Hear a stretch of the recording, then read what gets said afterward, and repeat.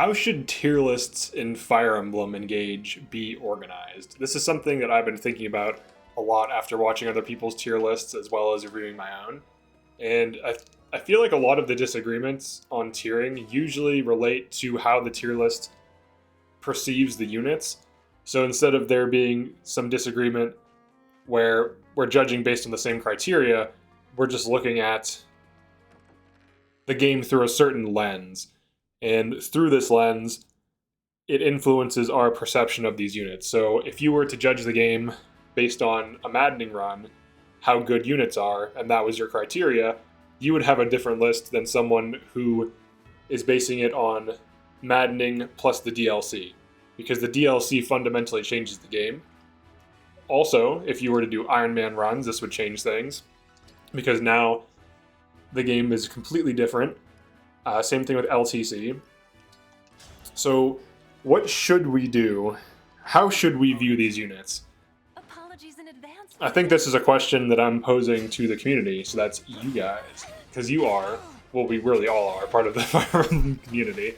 But I'm curious what people think as to how units should be rated. Personally, the way I rate units is how effective they are in combat and what they can bring to the table, and that's it. So I do factor in things like availability, but it only slightly influences my decision. Some people factor in availability so much so that if something has poor availability, it gets rated low. But if something has high availability, it gets rated better. Personally, I don't care about availability. I just care about how useful something is in combat. This level up on Lapis here. She's doing okay. But recently I did my second tier list, and I think a lot of the disagreements usually I find there's like two, maybe three common disagreements. One of them is the tiers, the way other people rate units, like their tiers mean different things. So S tier to certain people is like absolutely crazy, overpowered, and there's like maybe one or two units in this, and then their A tier is basically my S tier. And my S tier is kind of all-encompassing, so like I put Dancer in S tier, but arguably Sadal could be an S+. Just checking for units who are about to level up to distribute. Need to get Rosado some levels. I'm trying to get him pincer attack. I'm trying the pincer bros. We have Rosado and Amber just for fun. I like to experiment in the game, try different things out.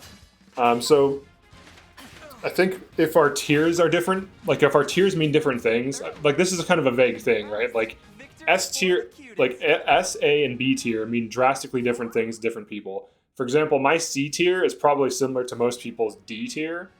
My C tier is like you can run it and it's viable, but it's not like optimal or that good. I tend not to put things into like F tier. I don't think things are so unusable that an F tier is usually justifiable. For me, D tier is like you can use it and it's maybe viable, but you probably shouldn't use it. So there's like very few units in that tier. My C tier, I already just went over. So my B tier is like it's a good thing. It's like decent, it's viable, but there's better options. A tier is it's viable. Well, it's actually good. So it's actually better than some other things. It's good. And then my S tier is it's very strong, borderline overpowered. And then usually I have either a God tier or an S+ for things that are like straight up game breaking. And I don't know that there's anything that's game breaking in this game.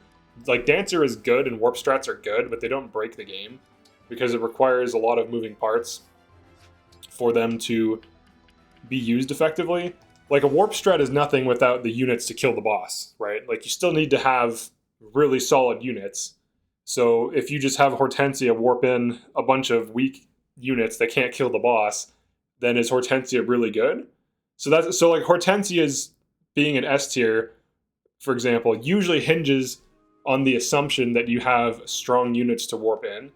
And I am curious as to how people rate things and what their tiers mean. So if you want to drop a comment and explain like how you personally rate units, like what your tier list means, because I feel like a lot of the disagreements are usually from either lack of information, and that includes me too. Like I don't know everything about this game, right? I know a lot of things about this game, but there's going to be like weird, obscure builds I probably haven't run yet. There's only so much time, and eventually I'll run most things, but I can't possibly run every single viable build.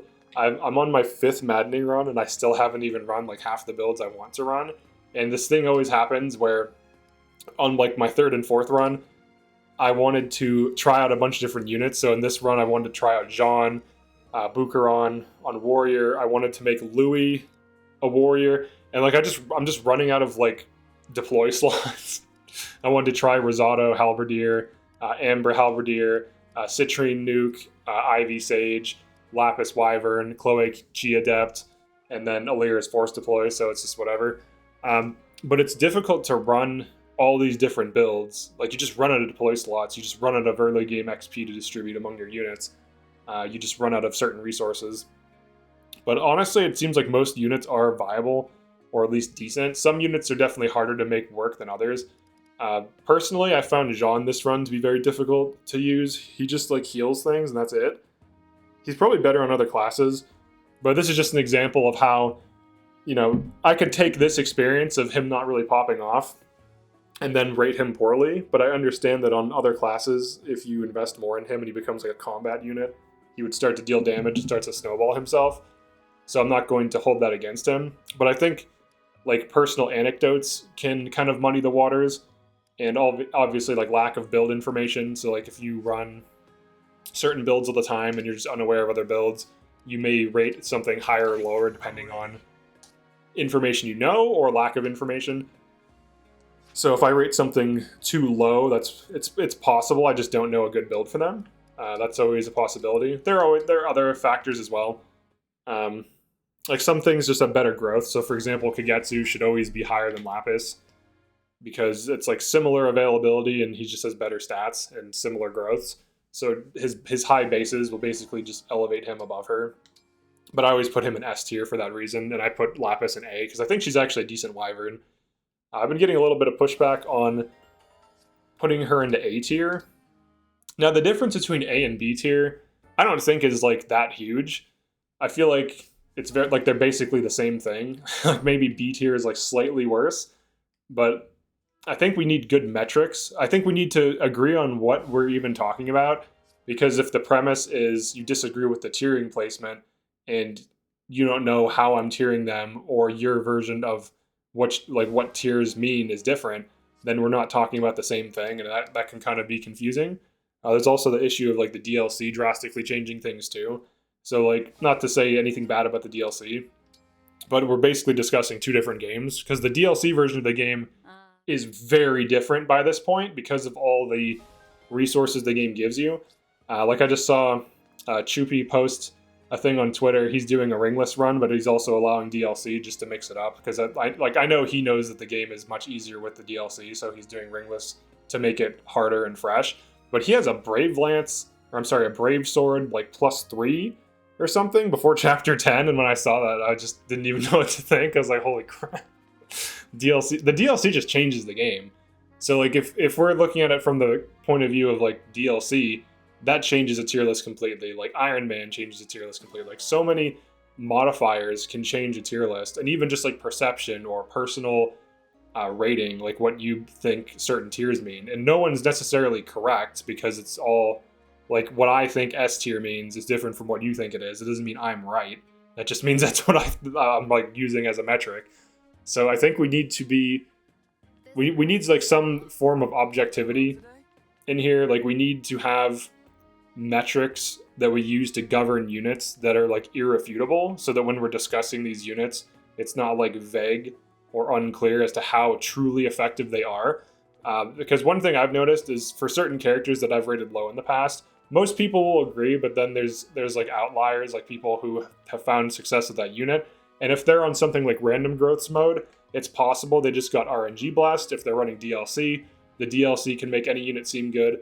If they did some weird early game strategy to prop the unit up, like getting Mercurius on them and having them kill half of like a map, for example, that would dramatically change a unit that gives it like 5 level ups early, which would snowball it. Like it would snowball any unit. So there's all these different little things that can be done to units. But when I rate units, I try to think about it in terms of how much damage can this deal? How survivable is it? What does it bring to the table that other things can or can't do? How better or worse is it at these things? So I try to be as objective as possible. Now, obviously, there's always going to be some degree of bias and anecdotes influencing what you decide when you're tiering. And the best thing I can do is look at like pushback on a particular unit, especially if they have a unique build, test it out myself, and then move that unit up or down depending on how good that unit is. So for example, I put Citrine in B tier. With the Dire Thunder build, she's at least A. I don't think she's S, but she specifically has high magic, like high base magic. So for very little investment, aside from essentially a bond ring exploit, if we're being honest, you can create like an insanely consistent unit that has like very few downsides outside of being like a glass cannon. Now obviously anyone can use the Dire Thunder ring, but she uniquely has high base magic starting, so for like little investment she pops off easily. So there's definitely value there, because we can break it down by like damage output, by how consistently she can one round, by accuracy, by early game availability. There's all these different metrics we can look at when evaluating a specific unit in a specific use case. And Chimera is similar, where some people find her to be really good, other people find her to be weak. I think a lot of people fundamentally don't understand that she is an off tank, that she's meant to be like a bruiser unit that's not meant to really double in one round, but more so like enemy phase tank and counterattack to trigger Sandstorm. She can nuke in one round on Brave Lance to trigger Sandstorm, and that's also a very effective use of her, but it definitely takes more time to get going. But just leaving Ike on her and just having her go for Sandstorms with like a Javelin or something on enemy phase is actually pretty decent. And that requires low investment as well, so that's why I always put her in A tier. And then like Marin and Panette. Arguably, Panette might be an S tier for a variety of reasons. She can one round pretty consistently with very low investment. Like that alone is like a strong argument for putting her in S. She also has some enemy phase builds that are strong. But all these points of data, all of these arguments in favor of a unit that actually makes sense, that can be verified and tested, are what helps inform me and other content creators, and as well, it also helps inform the community as to how good these units actually are. And that's ultimately what the point of tier lists is to be able to evaluate units by their strengths and weaknesses, figure out who is better than who and why, and to be able to break it down so that it's digestible, easily understood, and we can kind of use like the scientific method to come to some kind of consensus. Now, obviously, for my second tier list, I do feel like a few things are still like wrong for sure, but I'm going to continue testing builds, continue running units. I also actively tried to avoid blatant unit favoritism. So, for example, let's go to manage items. Sometimes I don't even use stat boosters. I'll use like an energy drop on a Leer and then like maybe a Spirit Dust on a Mage. But I actually, like in my most recent playthroughs, I've been trying to avoid using stat boosters completely. So no DLC, no stat boosters, because this prevents favoritism in a huge way. And if you also distribute XP evenly among your team, you can basically negate favoritism. So by not like intentionally overfeeding a unit, and by not using stat boosters on them, because this will prevent you from propping them up. So in all my future runs, I might actually just not use stat boosters at all. So that way I can assume there's like a certain level of performance. And then also if I factor in stat boosters and favoritism, units can move up or down depending on that. So for example, Chimera really likes getting Dex books to increase Sandstorm trigger rate. But if you don't do that, she'll still trigger them often, just not as often. And a lot of units like Chloe, like Energy Drop, Chloe, Alir, Chimera, Marin, these units all like Energy Drop. Lapis also likes Energy Drop. Pretty much anything that struggles to one round but can double wants an Energy Drop, so fast units. Spirit Dust, every mage wants it. Draco Shield, it's really good on off tanks, I think. On main tanks, I feel like their defense gets high enough, but you could use it on main tanks. Talisman usually goes on things that suffer when getting hit with magic or this low res. And then Boots is insane. Boots are one of the best items. But yeah, I think that's it for this one. Definitely drop a comment as to how you tier things and what you think makes the most sense. So for me, I try to tier things based on if it is a Maddening run, like just a normal Maddening run, not using exploits, playing the game normally. That's it. It's up to the player if they want to avoid like Vander getting kills, for example, but that's going to barely change things, for being honest. It'll give you like maybe 1 or 2 level ups. But yeah, that's how I am looking at the tier list. I do appreciate the comments. I do appreciate people giving pushback on certain units, like if I just don't know a build or something, that's actually totally fine. Definitely drop a comment. I'll test it out, verify it, maybe make a video on it. But yeah, thanks for checking this out. Make sure you like and subscribe, and I'll see you in the next one.